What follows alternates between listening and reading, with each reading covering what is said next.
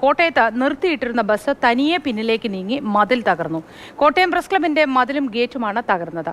Bus നിർത്തിയിട്ട ശേഷം driver കാപ്പി കുടിക്കാൻ പോയപ്പോഴായിരുന്നു സംഭവം. വിവരങ്ങളുമായി ഷിനോജ് ചേരുന്നു. ഷിനോജ്, ഇത് KSRTC ബസ്സാണ് ഇത്തരത്തിൽ ഇങ്ങനെ ഒരു അപകടം ഉണ്ടായതല്ലേ? മാത്രമല്ല, ഇത് ഹാൻഡ് ബ്രേക്ക് ഇടാതിരുന്നതോ അല്ലെങ്കിൽ ഹാൻഡ് ബ്രേക്ക് പ്രവർത്തിക്കാതിരുന്നതോ ആണോ കാരണം?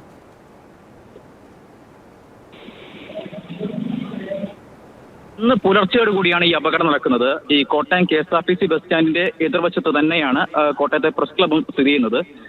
ഈ ഡ്രൈവർ കാപ്പി കുടിക്കുന്നതിന് വേണ്ടി പോയ സമയത്ത്, അതായത് ഈ KSRTC സ്റ്റാൻഡിലേക്ക് കയറുന്ന ഭാഗത്ത് ഒരു കയറ്റമുണ്ട്. ഈ കയറ്റത്ത് ബസ് നിർത്തിയിട്ട ശേഷം ഡ്രൈവർ കാപ്പി കുടിക്കാനായി പോയതാണ്. ഒന്നുകിൽ ഹാൻഡ് ബ്രേക്ക് ഇടാൻ മറന്നു, അല്ലെങ്കിൽ ഹാൻഡ് ബ്രേക്ക് നഷ്ടപ്പെട്ടു.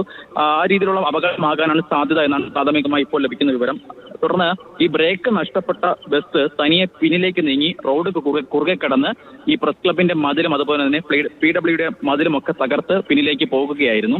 എന്തായാലും ഈ സംഭവം അപകടം നടന്നത് രാവിലെ പുലർച്ചെ സമയത്തായതുകൊണ്ട് തന്നെ വലിയ രീതിയിലുള്ള ആൾക്കാരൊന്നും തന്നെ ഈ സമയത്ത് ഇല്ലായിരുന്നു. അതുകൊണ്ട് തന്നെ വലിയൊരു അപകടമാണ് ഇപ്പോൾ ഒഴിവായിരിക്കുന്നത്.